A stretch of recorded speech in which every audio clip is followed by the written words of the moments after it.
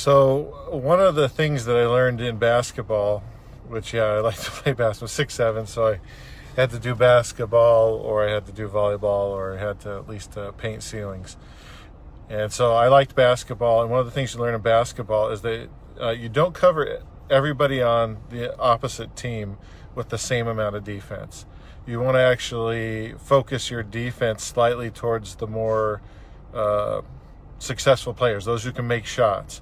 Because if you take your defense on basketball and you apply it evenly across the other team, you're going to get smoked. That means you're going to lose. They're going to score points on you because your defense can't be 100% equal. It's got to be weighted towards the most aggressive player, the best player. In the same way, with your leads, you can't treat every prospect or lead the exact same. You have to weight it towards those who show that they are most interested. And so the great thing about automation is it gives you a chance to kind of track activity that's happening. And so what you want to do is make sure that when you're tracking that activity, you're using the activity not just to see what's going on, but to inform decisions. And one of the decisions you need to decide is who is worthy of a phone call.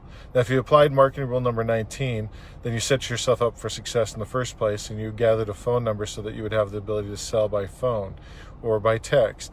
And before you decide who gets a text or a phone call to engage in a conversation, you need to know, is this person acting like someone who is ready for a phone call? Because calling people who aren't ready for a phone call is a waste of resources. Your most expensive resource actually isn't the technology or the second or the cents you're paying per minute for a phone call or for a text message. It's your human resources. So you want to allocate human resources to the place where they're going to do the most good. So you don't want to just call every lead that comes in unless you don't have very many leads.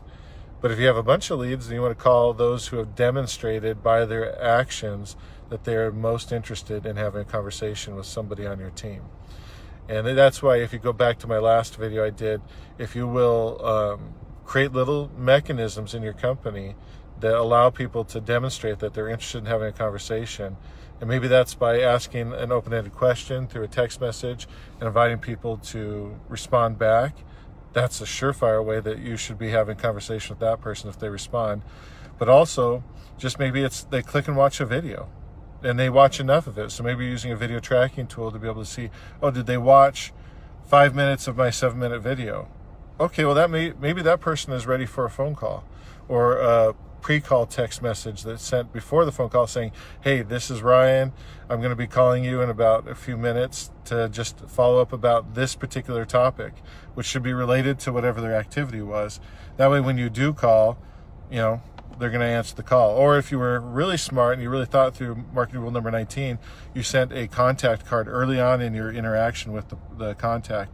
And through that, they got your contact information installed so that when you do call, your logo shows up or your picture shows up and your name. That way they know exactly who you are. And if they just watched your video and now someone from your team is calling, well, that's easy. It's easy for them to answer the phone and then say, hey, actually, I did have a question, or actually, I am interested, or there are some things I'm concerned about. Can you help me overcome those concerns? They won't say it just like that, but that's what they're trying to do. So when you understand that, when you understand that you don't play defense equally across all players on the court, and in the same way, you don't call or spend human resources equally across the business playing field, you will then do better because you're going to allocate your limited resources in a way that's going to be most effective. And hopefully this seems like well, duh, Ryan, that's obvious. Because if it does, that means that we are speaking the same language and you're right on the right page. But if this kind of sparks some thoughts for you, that's fantastic too, because that means it's something you hadn't considered, and now that could actually do really well for you. So if this sounded interesting, you want to learn more concepts like this, I wrote a book called The Messaging Connection. I want to give it to you for free. I want to give you a digital or audio copy. Both of them come together. You can just text LEARN to 949-835-5300. And I'll put that in the comment below this video.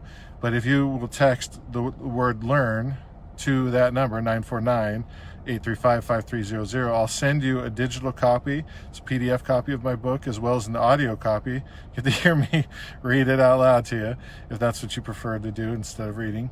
But I want you to have the PDF version as well, because there's some plays in there. Just like in basketball, you have plays in order to help you to score. I've got some plays in that book that will show you how to be able to actually connect with people in the way that they want. And when you do that, you're gonna have more success. So hope that helps you. Just something that I know that's been really helpful to me and as we've been developing our businesses is that ability to recognize that not all prospects are equal. Some prospects are more ready than others. And maybe in my next video, I'll talk about the fruit tree so you can understand that concept in more depth. All right, have a great day.